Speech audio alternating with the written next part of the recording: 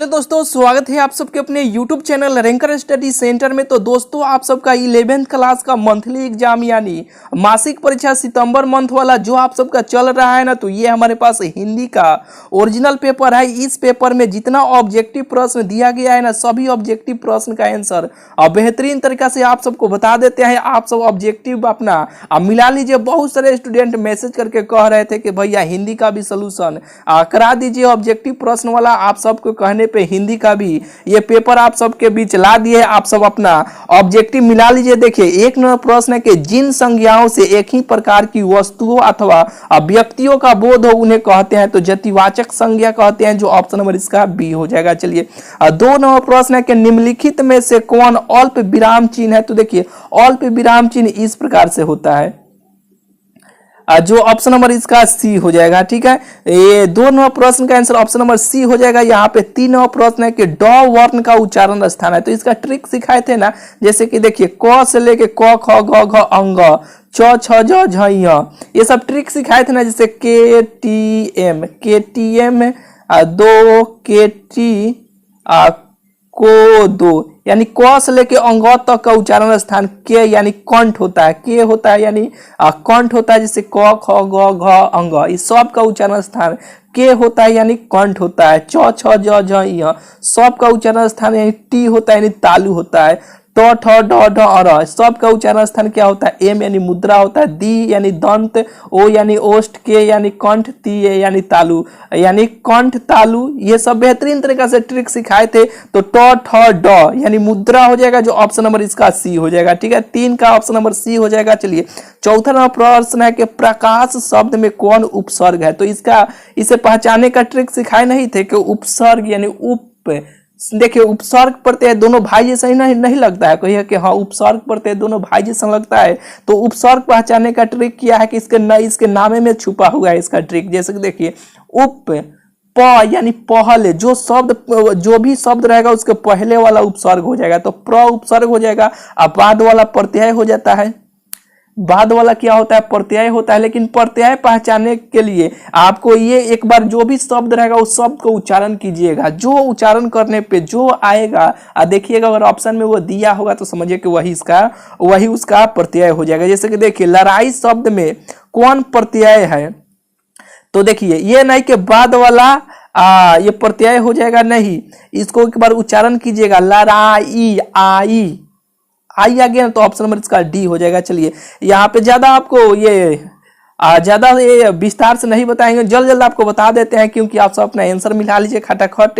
यानी जब आप सबको पढ़ाएंगे ना उस घड़ी, अभी फिर से एक न्यू बैच लेकर आ रहे हैं। ठीक है, हिंदी व्याकरण का बेहतरीन तरीका से उसमें आपको हिंदी व्याकरण पढ़ाएंगे। इतना ट्रिक सिखा देंगे ना मेरे भाई, जो एक बात ध्यान रखिएगा, जो ट्रिक आपको सिखा देंगे ना कि यूट्यूब पे खोजते रह जाइएगा, उस प्रकार का ट्रिक आप सबको देखने को मिलवे नहीं करेगा। देखिए, यहाँ पे 6 नंबर प्रश्न है कि औस्त शब्द का विलोम शब्द है, तो उदय है। ठीक है, ऑप्शन नंबर इसका ए हो जाएगा। 7 नंबर प्रश्न है कि सरस्वती शब्द का अपर्यायवाची शब्द है। ठीक है, तो शारदा है, ऑप्शन नंबर इसका बी हो जाएगा। चलिए, यहाँ पे 7 हो गया। 8वां नंबर प्रश्न देखिए, 8 नंबर प्रश्न है कि निम्नलिखित में से कौन शुद्ध शब्द है। तो संपत्ति है, ऑप्शन नंबर इसका सी हो जाएगा। पॉकेट गर्म होना मुहावरे का अर्थ है, तो खर्च करना ऑप्शन सी हो जाएगा। चलिए, यहाँ पे 10 नंबर प्रश्न है कि दाल रोटी शब्द में कौन समास है।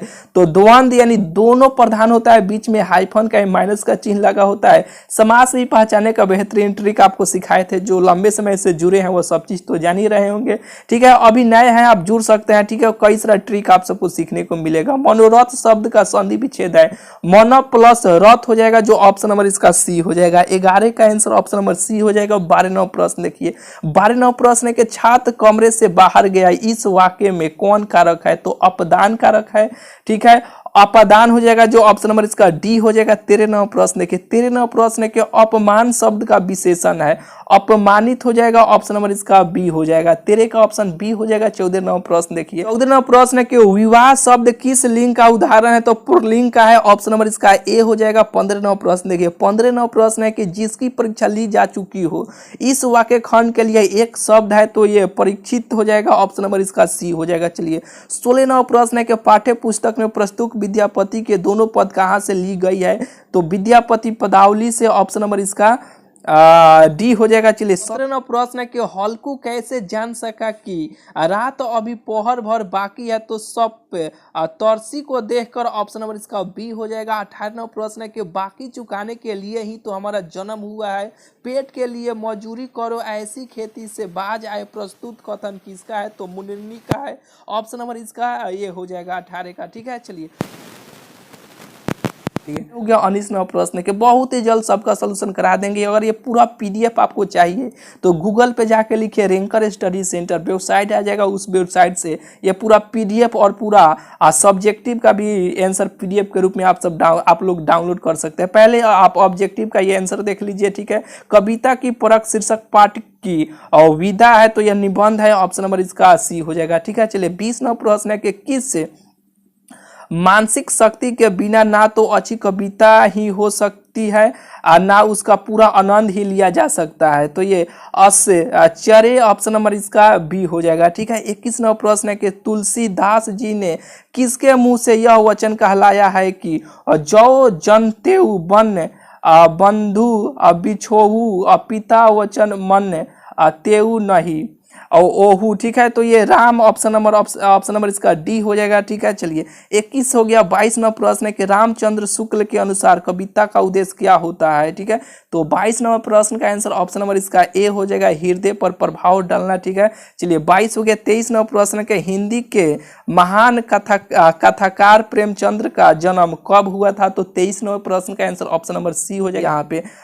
24 नंबर प्रश्न है कि विद्यापति ने कमल पुष्प को नायिका के किस अंग की उपमा में असमर्थ ठहराया है। ठीक है, तो ये 24वां प्रश्न का आंसर ऑप्शन नंबर इसका डी हो जाएगा। ठीक है, हाथ हो जाएगा। ठीक है, चलिए 25वां प्रश्न है कि विद्यापति रचित पद में मुरारी शब्द किसके लिए आया है। ठीक है, तो 25 का आंसर ऑप्शन नंबर इसका सी हो जाएगा, कृष्ण के लिए आया है। चलिए यहाँ पे 26वां प्रश्न है कि सच बोलने पर संसार किसको मारने दौड़ता है, तो ये 26वां प्रश्न का आंसर ऑप्शन नंबर इसका ए हो जाएगा कबीर को। ठीक है, चलिए 27वां प्रश्न है कि कबीर की दृष्टि में सही ज्ञान क्या है, तो 27 का आंसर ऑप्शन नंबर सी हो जाएगा, आत्मज्ञान है। ठीक है, चलिए 28वां प्रश्न है कि साखी शब्द और रामायणी की रचना किसने की है, तो 28 का आंसर ऑप्शन डी हो जाएगा, कबीर ने किए हैं। ठीक है, चलिए 29वां प्रश्न के भक्त कौ इत्री मीराबाई किसकी उपासिका थी। ठीक है, तो ये 29 का आंसर ऑप्शन नंबर ए हो जाएगा, कृष्ण की।